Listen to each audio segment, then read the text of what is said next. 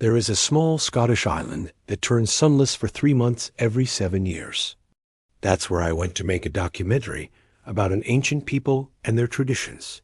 The locals spoke of a time when the island hunkers down for winter, when the sun disappears behind storm clouds for 3 long months, when the only light comes from the pale moon and shadows stretch long and deep. They said that in the old days, the people would walk Widdershin, which means counterclockwise, around the old cairns to call on the spirits to protect them through the darkness. But now the sun had returned, and it was time to pay the other debts. To those who had walked the right way around the cairns, those who had kept their ancient bargain with the spirits. Our small film crew set up camp near the village, and I went into town to find someone to record the tradition. An old woman named Marag agreed, and she took us to a stone circle just outside of town. There we met a young mother with her 2 kids. She said that this was how her family had kept the spirits away from their homes, by throwing stones in a certain pattern and reciting an ancient rhyme. She threw a handful of stones in a wide circle around her children. Then she took a small cairn and placed it in the center, then began to hum. Her children joined in, and soon we were all watching as the youngest, a little girl of maybe 6 or 7 years, toddled into the middle of the circle and placed a single stone on top of the cairn. And that was our cue to leave. As we made our way back to the car, I could hear the wind snatching at the tall grasses and the waves beating against the shore. It sounded like someone screaming in the distance.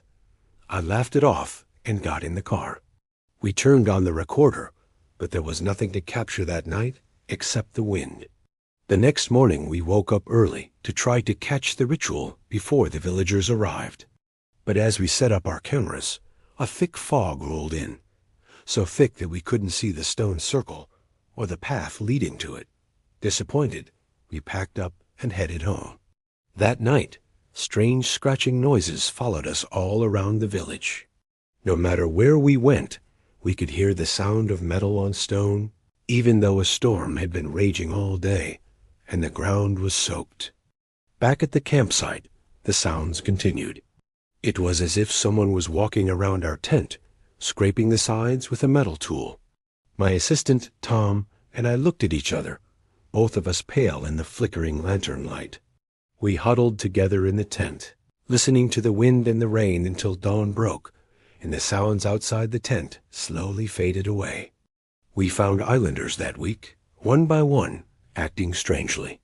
The friendly old man we'd met in the pub, the one who'd told us the story of the island's curse, he was now muttering to himself and keeping to his house. The woman who ran the local shop was strangely secretive, shutting the door on us and turning off the lights whenever we entered. We tried to ask questions, to get to the bottom of this, but everyone just stared at us, their eyes dark and unreadable. Then one evening, we found the answer. We were sitting in the pub, surrounded by the locals. I'd had enough. I stood up on my chair and shouted, demanding an explanation. In the silence that followed, the old man finally spoke. He told us about a pact made with the spirits, a bargain struck long ago.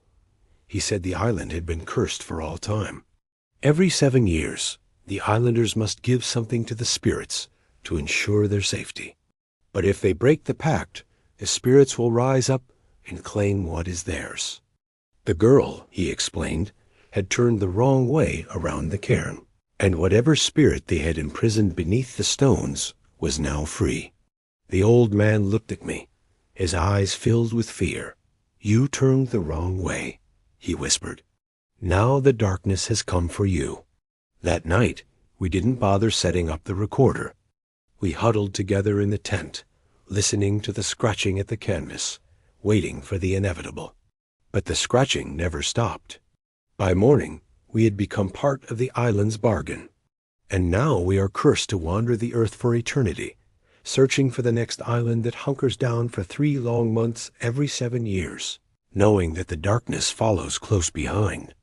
See you next time.